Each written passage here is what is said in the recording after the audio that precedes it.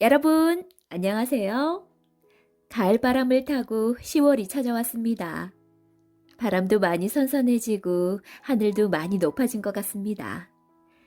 10월은 즐겁고 새로운 희망이 가득하시길 바라봅니다. 그럼 오늘도 재밌는 동화 속으로 떠나볼까요? 세계 명작 동화 미녀와 야수. 옛날 어느 마을에 큰 부자가 살았어요. 그런데 어느 날 불이 나서 큰 집과 재산을 모두 잃고 숲속에 있는 작은 오두막집 한 채만 달랑 남게 되었어요. 아버지와 6명의 자녀들은 살아가기 위해 할 수 없이 밭을 일구기 시작했죠. 모두 밭일을 처음 해보기 때문에 너무나 힘들어했습니다. 그러나 상냥한 막내딸 뷰티는 언제나 생글생글 웃는 얼굴로 아버지를 도왔어요. 어느 날 오래전에 외국에 나갔던 아버지의 배가 물건을 다 팔고 돌아온다는 기쁜 소식이 전해졌어요. 정말 꿈만 같구나. 아버지는 무척 기뻐하며 항구로 배가 들어오는 것을 보러 나갔죠. 뷰티의 언니 오빠들은 이제 가난한 생활에서 벗어날 수 있다는 생각에 기뻐하며 아버지에게 보석과 멋진 옷을 사달라고 졸랐죠. 아버지는 모두 사주겠다고 약속했습니다. 그러나 막내인 뷰티는 욕심이 없었어요.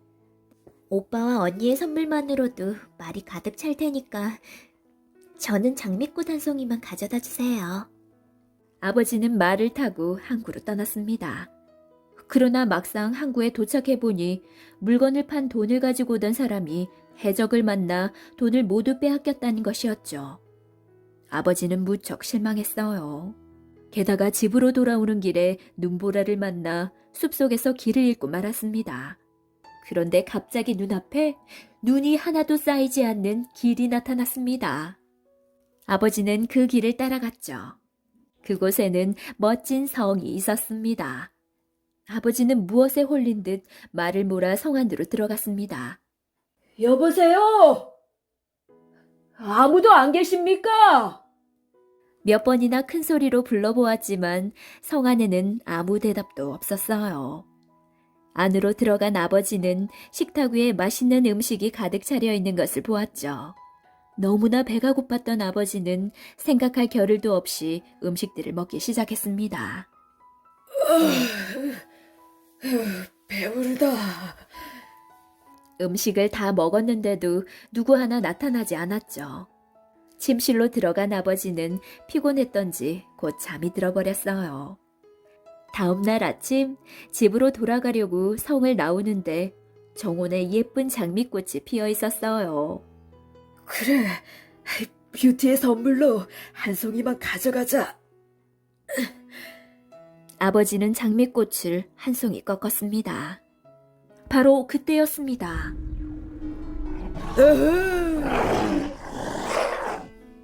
아버지는 무시무시한 소리에 깜짝 놀랐습니다. 그때 아버지 앞에 야수가 나타났습니다. 맛있는 음식과 잠자리를 마련해 주었더니 허락도 없이 내 소중한 장미를 훔쳐가. 이런 괘씸한 녀석 같으니라고 용서할 수 없다. 아버지는 무릎을 꿇고 빌었어요. 막내딸 뷰티가 장미꽃 한 송이만 가져다 달라고 하기에 그만 아무 생각 없이 꺾고 말았습니다. 용서해 주십시오. 안 돼! 그냥 용서할 수는 없어. 단, 너의 딸을 내게 준다면 용서를 해주지. 하지만 억지로 데려오는 것은 안 된다. 스스로 선택해서 올 수 있는 용기 있는 딸을 데려오너라. 아버지는 야수의 말을 가만히 듣고 있었어요. 만약 딸을 데려오지 않으면 너의 목숨을 잃게 될 것이다. 방 안에 있는 보석을 원하는 만큼 가지고 떠나도록 해라. 아버지는 보석을 말에 가득 싣고 장미꽃 한 송이를 소중히 가슴에 품었어요. 그리고 집으로 향했습니다. 얘들아, 다녀왔다. 아버지는 성에서 가져온 보석을 아들, 딸들에게 나누어 주었어요. 그리고 성에서 있었던 일을 말했죠. 뭐라고요? 우리 가운데 한 명을 괴물에게 시집을 보내야 한다고요? 그렇다면 장미꽃을 부탁한 뷰티가 가는 것이 당연하잖아? 언니들은 뷰티에게 억지로 책임을 떠넘겼죠. 마음씨 착한 뷰티는 힘없이 어깨를 늘어뜨린 채 걱정하는 아버지에게 말했어요. 아버지, 걱정을 끼쳐서 죄송해요. 저 때문에 일어난 일이니 제가 야수의 신부가 되겠어요. 오빠들은 반대했지만 뷰티는 아버지와 함께 무서운 야수가 기다리는 성을 향해 말을 타고 떠났습니다. 해가 질 무렵 뷰티와 아버지는 야수의 성에 도착했어요. 정말 멋진 성이야. 거실은 화려한 불빛으로 빛나고 식탁에는 맛있는 음식이 가득했어요. 아버지와 뷰티가 두려움을 잊고 맛있는 음식을 먹고 있는데 크고 무거운 발소리가 들려왔습니다. 무시무시하게 생긴 야수가 다가오자 뷰티는 깜짝 놀라 그 자리에서 벌떡 일어났어요. 저는 뷰티라고 합니다. 잘 부탁해요.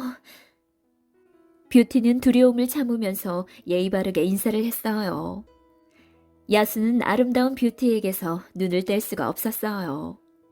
잠시 뒤 야수는 아버지에게 많은 보물을 선물로 주어 집으로 돌려보냈습니다. 뷰티는 울면서 아버지와 헤어졌습니다.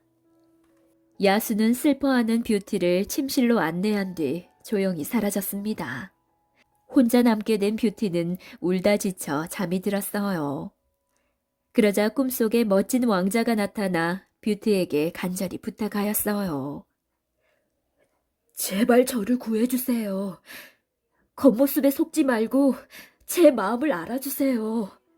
다음 날 아침, 야수는 뷰티를 보기 위해 방으로 왔습니다. 야수는 두려움에 떨고 있는 뷰티에게 말했습니다. 당신을 해치지 않을 테니 안심하세요. 그리고 식당으로 내려와 아침 식사를 하십시오. 부드럽게 미소 짓는 야수를 보고 뷰티는 생각했어요. 속마음은 따뜻한 분이구나. 뷰티와 야수는 많은 이야기를 나누면서 사이가 좋아졌어요. 그러던 어느 날 야수가 말했습니다. 뷰티, 저와 결혼해 주시겠습니까? 뷰티는 꿈속의 왕자님을 잊을 수가 없었어요. 그래서 고개를 저어 거절했죠.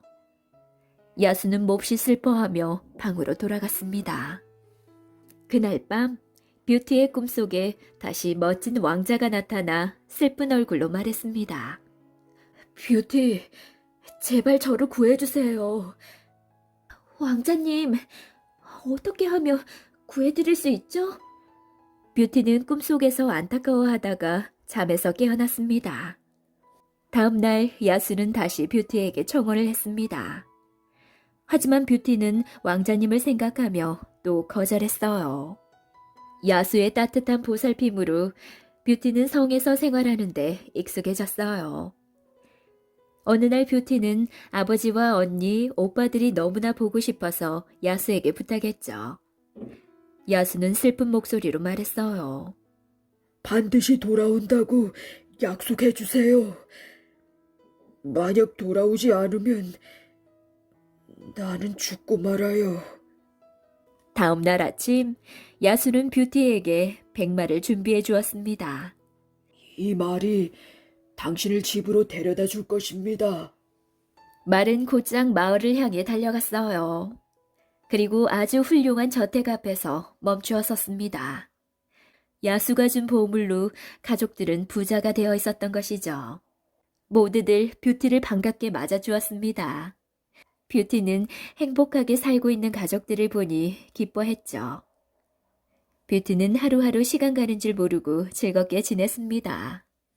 어느 날 뷰티는 야수가 고통스러워하는 꿈을 꾸다가 잠에서 깨어났어요. 이걸 어쩌지? 다시 돌아가겠다는 약속을 그만 잊어버리고 있었네. 뷰티가 돌아가겠다고 하자 가족들이 뷰티를 말렸어요. 야수에게 돌아가면 너무 불행해질 거야. 뷰티는 언니들이 말리는 것을 뿌리치고 서둘러 성으로 돌아갔습니다. 뷰티는 차가운 바닥에 쓰러져 있는 야수를 발견했어요. 야수는 몹시 여의어 죽어가고 있었습니다. 미안해요.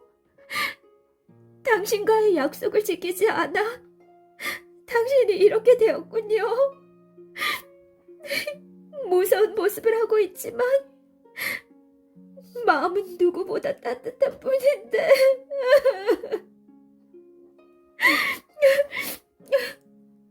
당신을 사랑해요. 제발 죽지 마세요. 뷰티의 눈물이 야수의 얼굴에 방울방울 떨어졌어요. 뷰티의 맑은 눈물방울이 얼굴에 닿자 야수는 다시 깨어났어요. 야수는 뷰티를 보더니 힘없는 목소리로 말했어요. 뷰티, 돌아와 주었군요. 나와 결혼해 주시겠습니까? 뷰티는 고개를 끄덕였어요. 그러자 갑자기 야수의 몸이 환하게 빛나더니 꿈속에서 보았던 멋진 왕자로 변했어요. 뷰티, 고마워요. 나는 나쁜 마법사의 저주로 야수가 되었던 거예요. 마음이 아름다운 아가씨와 결혼해야만 저주가 풀리도록 되어 있었어요. 정말 고맙습니다. 뷰티는 말할 수 없이 기뻤어요. 부하들도 본래의 모습으로 돌아왔습니다. 그리고 왕자와 뷰티의 결혼을 진심으로 축하해 주었답니다.